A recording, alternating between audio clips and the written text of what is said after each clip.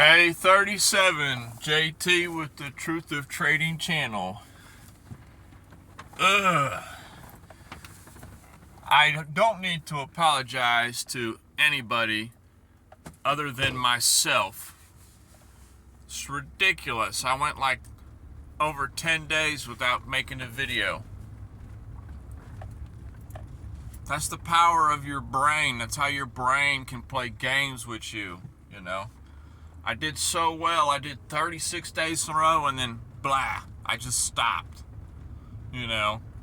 And it's been eating me the past couple days. I said, what made me not do it one day? You only have to do something, you only have to stop doing something one day, and the next thing you know, one turned into 2, 3, 4, 10, 11, you know.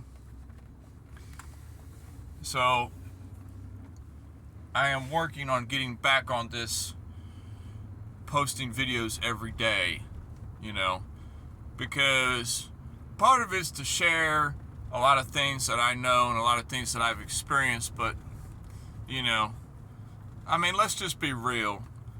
A big part of this is, as I've said before, is personal accountability, you know. I want YouTube to hold me accountable, to show up every day, to say my piece, you know. And later on, if anybody ever decides to listen in on these early videos I've been putting out, I want them to hold me accountable, you know, to show up every day.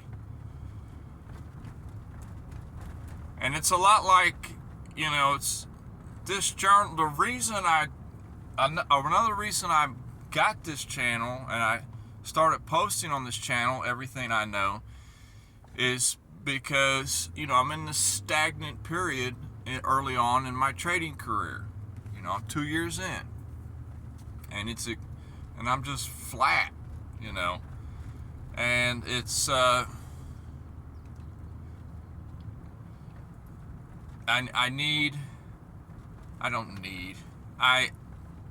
I like the idea of these video journals, public video journals, so to speak, because I've found myself from time again rewatching some of my old videos, and sure enough, I rewatch some of my old stuff and I hear myself say something, and it's like, you know that, you talked about that. Why didn't you do it? Why didn't you do it that day? You know, it's a journey. You got to work at it every day. You got to work, and work some more. I went on a long rant in an earlier video about how unique this profession can be, and how this is the only profession that you could work hundreds and thousands of hours before you actually get paid. And that turns a lot of people off, like, instantly. What? I gotta work, but I ain't making money? I gotta dedicate time, but I ain't making money? What? It makes no sense. But for most people that do make it in the game, in this profession, they had to put in a lot of time before they get to work. But that's just one of the many reasons why I like this channel and I like to post what I'm thinking every day. As far as trading, you know, mostly just been spot trading the past couple weeks. I'm just getting a lot of indications that this is not the time to be even attempting some scalps, because, you know, the markets they're making up their mind on their game plan, and while they're making up their mind, their objective is to knock everybody out that they can. We've talked about that before. You know, there's some consolidation going on higher time frames on a lot of different assets right now. That's why it's been like weeks, and, you know, price is really not really gone nowhere significant. Yes, you have a few here and there that make great moves, but there's been no clear macro long-term time frame trend change. I mean, now it's just picking up orders. Is it picking up orders finally for a reversal one way, or is it picking up orders for a continuation in the same direction? Who knows? You'll never know that. Nobody knows that. Only the amount of money that's on the table determines that. But that's what it's looking like lately. But last night, it was Friday, I picked up I went on a spot position. I bought some shares, on a particular asset. And I seen that, it's showing divergence on a higher time frame. Okay, so I'm telling you, it's showing some bullish divergence on the daily, which dailies, I'm telling you, that's a slow time frame.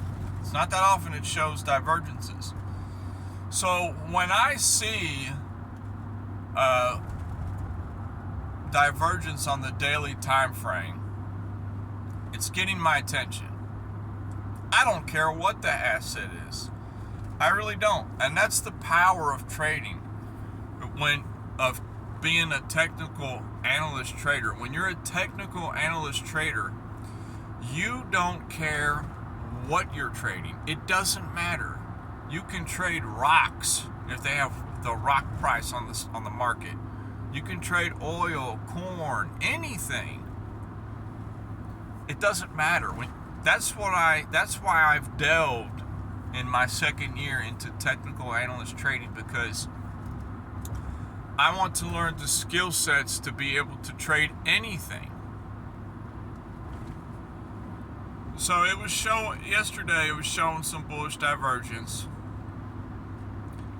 And I also noticed, not only was it showing bullish divergence, it was also showing some hidden bullish divergence. In later videos, we'll explain the difference between the two. And it's very interesting, but, I call it a double div. It's showing two divergences going in the same direction. And it was very low, and I have a measured move, so to speak, on this particular pattern. And I bought it last night. I laddered in twice. We'll just say I laddered in at 11 cents price, and then I laddered in at I put $22 in at 11 cents, and then it went down to 9 cents, and I put $22 more in. It made another little lick down.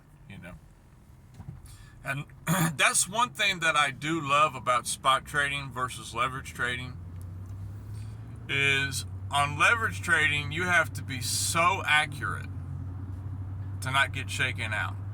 But on spot trading,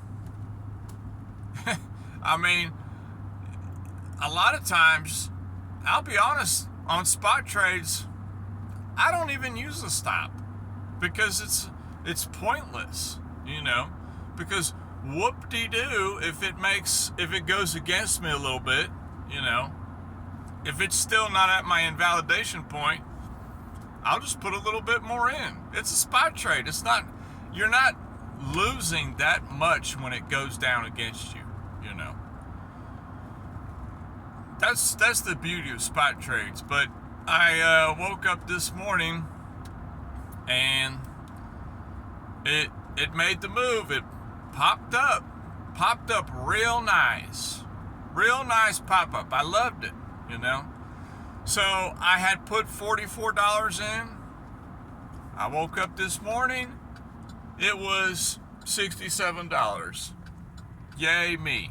I made $20 in my sleep. Easy peasy. Just because, I had spotted a pattern. But I didn't close it. Why didn't I close it? Because the pop-up was just on the hourly. So price had popped up on the hourly. Real nice, Popped right up. I said, oh man, nice, If that was on the scalping account, I would have closed the trade. But that's not what this trade is. This trade is based off the daily time frame. What time frame are you basing your trade off of? And that's important. What is the basis excuse me, of your trade? This particular trade I have, it is based off the daily time frame. Okay? It's going to take many days to play out, because excuse me, I don't know why I'm sneezing. Because I see the divergences, and it was telling me, okay, start loading up. And I see that the daily oscillators, okay, they're low, very low, okay. Sure, they can go lower, but the daily oscillators, on the daily time frame are low, okay. And I'm not going to close the trade until the daily oscillators get high. It's simple as that. Sure, I could have taken the $20 and closed it today, A professional would have taken the profit today, let it go, let it retest, and then load up with some more, I'm not there yet. All right. I got it on a good price. Everything's working just fine. It popped up. Now it's about midday. It dropped down. But here's the ticker. It dropped down real fast. Okay, so it popped up over 6-7 hour period of time, but then in an hour and a half, it dropped down real quick. Now, what is that telling me? What is the market telling me? Just envision this in your mind if you've been trading for a little bit. What does that tell you?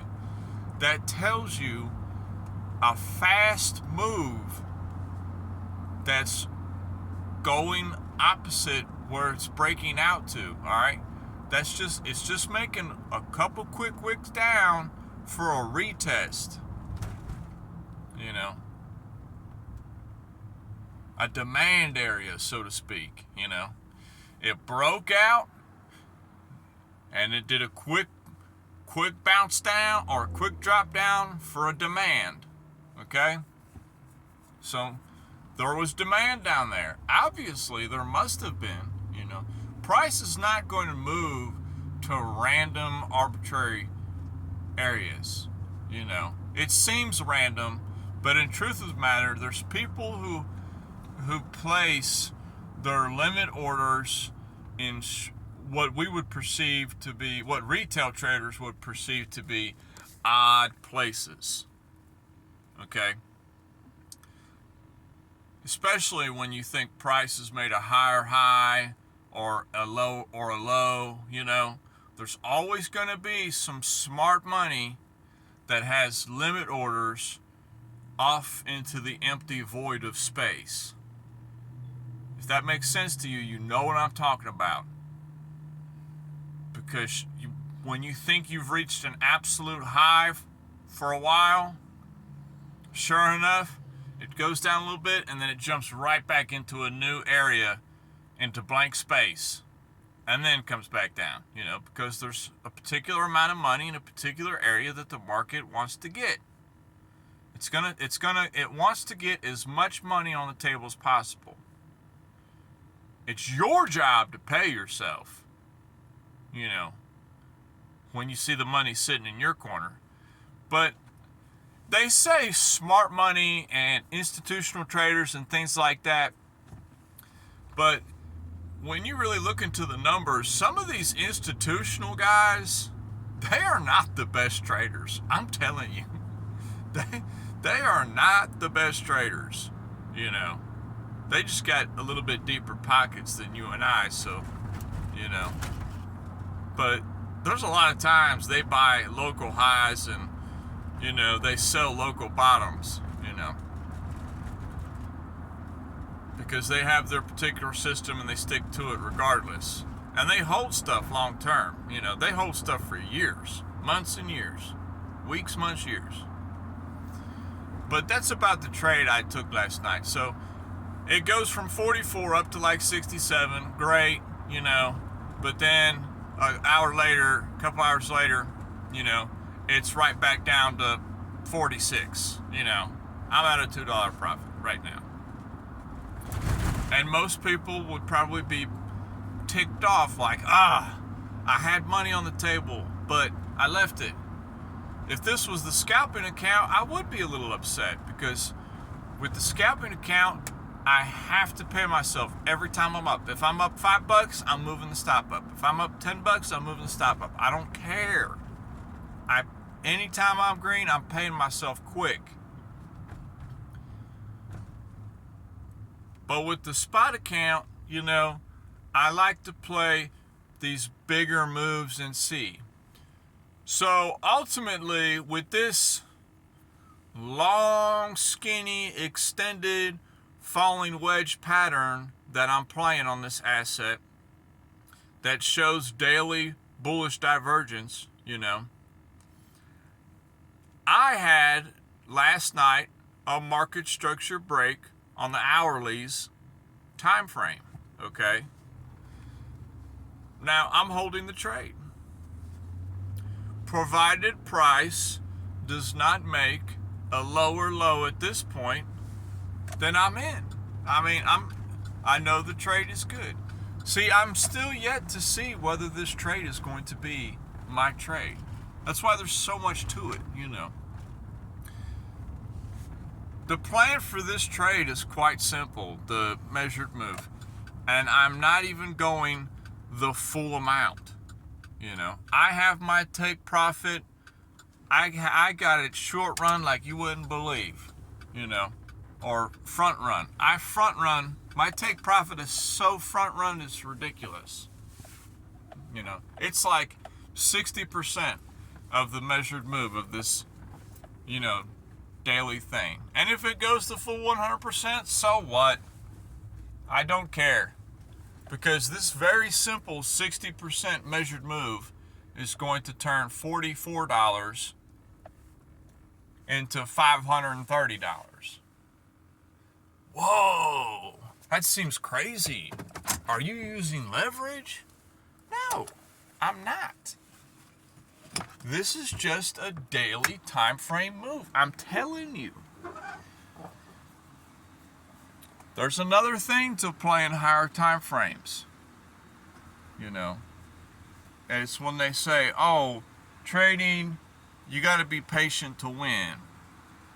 And there's a lot of different things going on with that. But one thing that I've come to the realization on that is, well, I've known it, but now I believe it because I've seen it on so many assets over the past couple years playing out, is that if you had just held some of your positions that you bought, if you just would have held them, instead of holding them for, a couple weeks, it didn't play out, let me get rid of that, let me go into something else, you know. If you had just held it instead of a couple weeks, if you had held it for a couple months, oh my God, you would be shocked at how much money would be in your account, especially with me, you know. I never saw any action on some spot trades after a couple weeks, and I just get out of it. I put my little bit of money somewhere else, you know. But this trade, it has to drop below 8.4 cents for me to be invalidated, because that's the lower low. If it makes a lower low, I don't care. The trading idea, it's invalidated. I'm out. Whoop-de-doo. I lose $6. Woo! So if I'm patient on this trade for a couple months and I let this daily get up high again, because all the oscillators on the daily are low, if I just let it get back up high, I won't have an issue.